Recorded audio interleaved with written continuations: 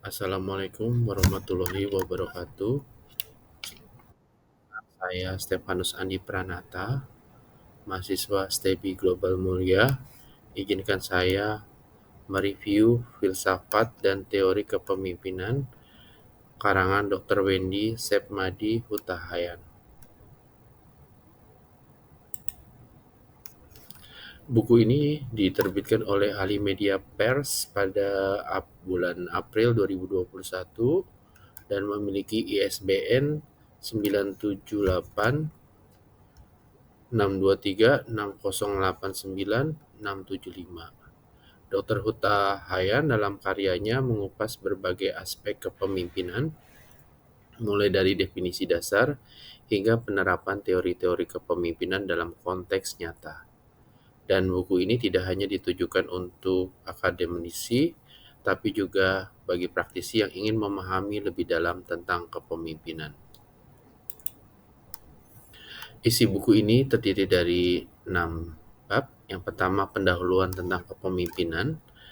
Dr. Huta Hayan memiliki bukunya dengan mendefinisikan kepemimpinan sebagai kemampuan seseorang untuk mempengaruhi orang lain dalam konteks kerja, menekankan pentingnya peran pemimpin dalam mencapai target yang telah ditentukan. Untuk tipe dan gaya kepemimpinan, bab 2-nya, Dr. Huta Hayan menguraikan berbagai tipe dan gaya kepemimpinan, antara lain yang pertama kepemimpinan otoriter, yang kedua kepemimpinan demokratis, yang ketiga kepemimpinan transformasional, yang keempat kepemimpinan transaksional, yang kelima kepemimpinan paternalistik.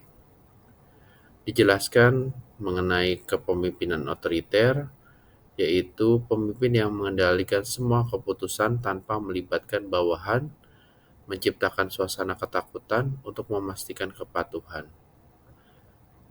Untuk kepemimpinan demokratis, dijelaskan oleh Dr. Huta Hayan, pemimpin yang demokratis adalah pemimpin yang melibatkan anggota tim dalam mengambil keputusan, menghargai pendapat dan saran dari bawahan. Untuk tipe kepemimpinan transformasional, fokus pada perubahan dan inovasi, mendorong pengembangan pribadi anggota tim. Untuk kepemimpinan transaksional, berbasis pada pertukaran, di mana pemimpin memberikan imbalan atau hukuman berdasarkan kinerja bawahan. Untuk kepemimpinan paternalistik adalah pemimpin yang bertindak sebagai figur ayah yang melindungi dan membimbing anggota timnya. Untuk bab 3 tentang teori-teori kepemimpinan, Dr. Huta Hayan juga membahas teori-teori kepemimpinan yang relevan, seperti teori kontingensi yang menunjukkan bahwa gaya kepemimpinan harus disesuaikan dengan situasi dan kondisi yang ada. Untuk bab 4 tentang fungsi pemimpin, buku ini menjelaskan beberapa fungsi utama seorang pemimpin, termasuk dalam mengambil keputusan. Proses yang melibatkan konsultasi dari bawahan, pengawasan dan pengendalian, memastikan bahwa semua kegiatan berjalan sesuai dengan rencana, motivasi mendorong anggota tim untuk berpartisipasi aktif dalam mencapai tujuan organisasi. Untuk bab 5 tentang etika dan moralitas dalam kepemimpinan, Dr. Huta Hayan menekankan pentingnya etika dalam kepemimpinan, menjelaskan bahwa keputusan yang diambil oleh pemimpin harus mempertimbangkan dampak sosial dan moral terhadap anggota tim serta masyarakat yang luas. Untuk etika dan moralitas dalam kepemimpinan, Dr. Huta Hayan menyoroti etika dan moralitas dalam kepemimpinan, seperti gotong royong dan memperkuat hubungan antara anggota tim dan menciptakan lingkungan kerja yang harmonis.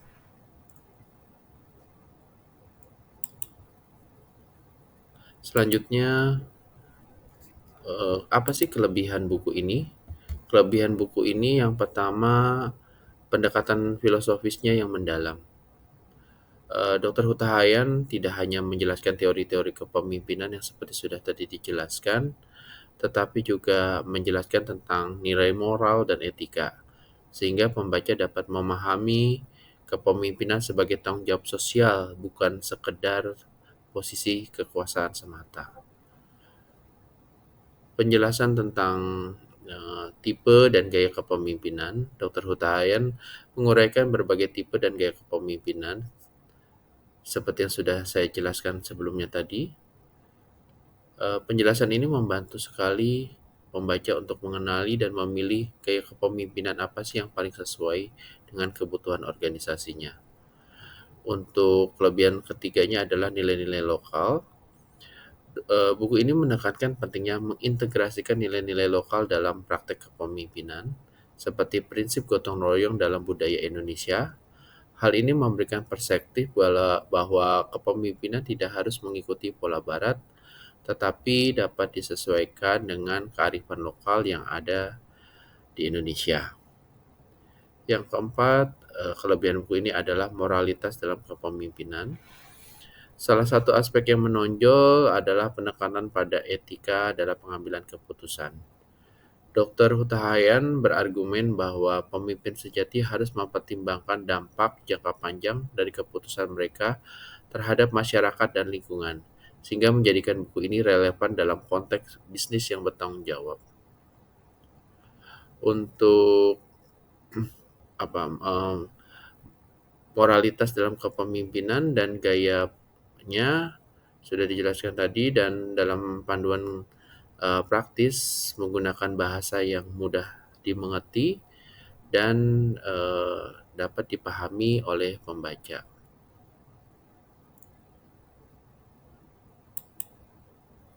Eh, Buku ini juga memiliki kekurangan, tapi lebih banyak kelebihannya ya. Untuk kekurangan adalah penjelasannya terbatas. Ya, salah satunya adalah tidak memberikan penjelasan yang cukup mendalam mengenai berbagai tipe dan gaya kepemimpinan. Hal ini menyebabkan pembaca, terutama saya, merasa kurang paham inti dari masing-masing tipe gaya kepemimpinan. Yang kedua, kurangnya contoh kasus. Eh, saya melihatnya adalah untuk contoh kasus nyata, eh, pembaca kurang dapat memahami, sehingga dibutuhkan contoh nyata yang konkret sehingga teori-teori tersebut bisa langsung teraplikasi di lapangan. Untuk bahasa yang terkadang rumit, meskipun gaya penulisannya umumnya mudah dipahami, tetapi terdapat beberapa istilah atau frasa yang tertentu yang terasa rumit bagi saya untuk yang memiliki latar belakang akademis, yang tidak memiliki latar belakang akademis di bidang kepemimpinan. Hal ini menjadi hambatan bagi mereka yang baru bisa membaca topik tersebut. Yang keempat, kekurangan pembahasan tentang dinamika tim. Buku ini lebih berfokus pada aspek individu dari kepemimpinan dan kurangnya membahas dinamika tim dan interaksi antar anggota dalam konteks pemimpinan. Sehingga pemahaman tentang bagaimana pemimpin dapat membangun dan memelihara tim yang efektif sangat penting, namun hal ini tidak tereksplorasi secara mendalam dalam buku ini. Yang terakhir, tidak ada pembahasan mengenai tantangan kontemporer. Buku ini tidak hanya membahas tantangan kontemporer yang dihadapi oleh pemimpin saat ini seperti perubahan teknologi, globalisasi, dan isu-isu yang berkembang. Pembaca mungkin mengharapkan analisa bagaimana pemimpin dapat menghadapi tantangan tersebut dalam praktek sehari-hari. Kesimpulannya dari buku ini adalah sangat relevan bagi siapa saja yang ingin memahami kepemimpinan secara mendalam, dengan pendekatan yang komprehensif dan penekanan pada nilai-nilai moral serta kearifan lokal. Buku ini memberikan wawasan berharga bagi pemimpin masa depan. Dr. Wendy Sepmadi Hutahayan berhasil menyajikan teori-teori kompleks dengan cara yang mudah dipahami, menjadikan bacaannya yang tidak hanya informatif tetapi juga inspiratif bagi para pemimpin berbagai bidang. Demikian review buku yang bisa saya sampaikan. Terima kasih. Wabillahi taufiq wal hidayah. Wassalamualaikum warahmatullahi wabarakatuh.